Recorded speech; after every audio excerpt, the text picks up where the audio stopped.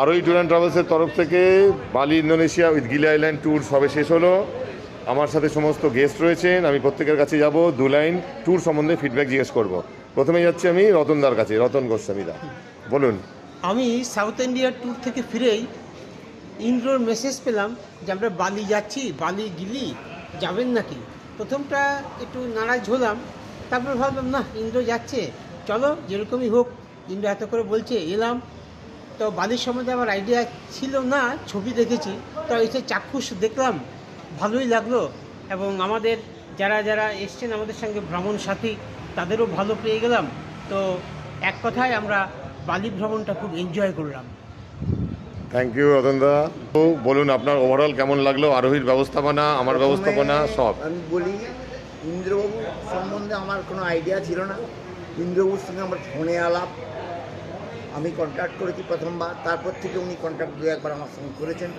তারপরে এসে আমার ভালো লাগলো, যথেষ্ট ভালো লেগেছে। আমি একটা গ্রেড দিচ্ছি, সেই গ্রেডটাতে যা বলার বলে দেবেন, A++। থ্যাংক ইউ স্যার, আপনাকে অসীম ধন্যবাদ। এবার আসছি আমাদের শিলবাবুর কাছে। ইনি আমাদের সাথে আগেও ঘুরেছেন, এখন আরোহীর থ্রুতে ঘুরছেন। বলুন আপনার কেমন লাগলো ওভারঅল। বালি ট্যুরটা তো আমি অনেক দিন ধরেই আসবো করছিলাম, কিন্তু মানে ঠিক মতন যোগাযোগ হচ্ছিল না। তো যখন মে মাসে অ্যাডভার্টাইজমেন্ট আমি দেখলাম আরোহীর তরফ থেকে বালি অ্যাডভার্টাইজ করা হয়েছে, তখন আমি সঙ্গে সঙ্গে কন্ট্যাক্ট করলাম। আর ট্যুরটা অতি অপূর্ব হয়েছে। খাওয়া দাওয়া, থাকার ব্যবস্থা, ঘোরাঘুরি। আমি অনেক পকেটে টাকা এনেছিলাম, আমি ভেবেছিলাম বোধহয় সব কিছু ঘোরানো হবে না, আমাকে নিয়ে নিজে যেতে হবে। কিন্তু ট্যুরটা এত সুন্দর হয়েছে, আমার সব টাকা আমি আমার কলকাতা ফেরত নিয়ে চলে যাচ্ছি। আমার মানে আলাদা করে আর কিছু দেখতে হয়নি, যা দেখা ট্যুরের মধ্যেই সব কমপ্লিট হয়ে গেছে।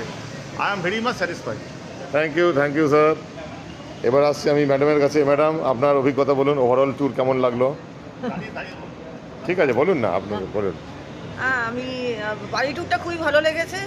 সব রকম ব্যবস্থাপনা, খাওয়া দাওয়া, ঘোরাঘুরি, তা ওভারঅল খুবই ভালো লেগেছে।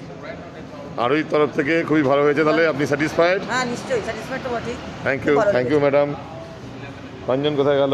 এই বলুন, শঙ্করবাবুর কাছে আসছি। শঙ্করবাবু এসছেন প্রথমবার এবং ওনার আসার ইচ্ছে ছিল খুব বালি ট্যুরেই আসবেন। বলুন।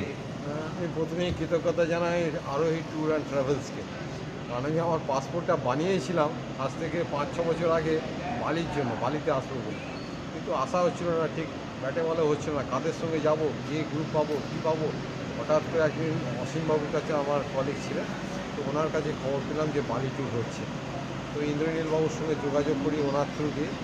তো ইন্দ্রনীলবাবুর সঙ্গে যোগাযোগ করে আমি এখানে এলাম, এবং আমার সত্যিকারের বালি সম্পর্কে আসলে এত পত্রের পত্রিকায় পড়েছিলাম, একটু আমার ব্যাপারটা ছিল, এই জন্য আগ্রহ ছিল যে এটা যে বালি একটা ইন্দোনেশিয়া একটা মুসলিম কান্ট্রি হয়েও এখানে পুরোপুরি হিন্দু কালচারটাকে এরা এখনও পর্যন্ত ধরে রেখেছে।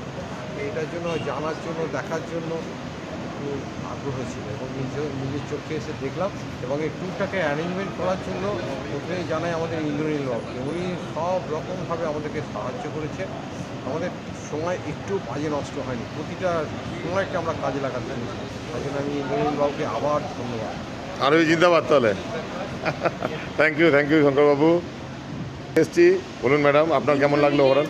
ইন্দ্রনীলের প্রচেষ্টায় আমাদের বালি সফর আজ সমাপ্ত, কিন্তু আজকে মনটা বড়ই ভারাক্রান্ত।